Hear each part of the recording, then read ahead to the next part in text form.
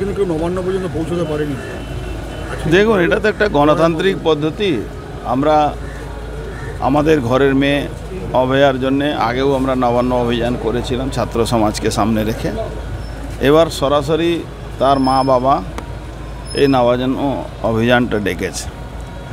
আমরা পশ্চিমবাংলা সরকারকে বোঝাতে চাইছি কি পুলিশ আর গুন্ডা, পুলিশ আর ক্রিমিনালকে দিয়ে আপনি পশ্চিমবাংলার শাসনতন্ত্র চালাচ্ছেন, এটা খুবই অন্যায়। গণতন্ত্রের পক্ষে এটা সঠিক কাজ নয়। এই লড়াইটাকে জাগিয়ে দেওয়ার জন্যে তার মা বাবাকে আমি ধন্যবাদ জানাবো। 1 বছর আগে আজকে দিনই তার খুন হয়েছিল, রাখি পূর্ণিমা দিন। আজকে রাখি পূর্ণিমা হলেও আপনি যাবেন নবান্ন, যদি আপনার দেখবেন টিভি পর্দায়, তাহলে দেখবেন হাজার হাজার লক্ষ লক্ষ মানুষ আজকে মার্চ করবে।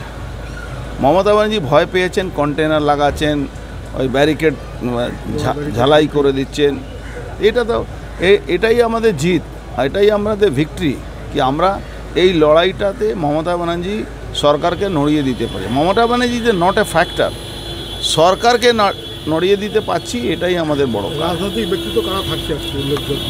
দেখুন, উনি সবাইকে ডাক দিয়েছেন, কে থাকবেন না থাকবেন ইটস নট মাই জব। আমি থাকছি, আমি যাচ্ছি। শুভেন্দুবাবু থাকার কথা, উনি নিশ্চয়ই থাকবেন আশা করি। আমি আগেবারও গিয়েছিলাম, এবারও যাচ্ছি। অভয়া কি আদৌ বিচার পাবে, কি মনে হচ্ছে?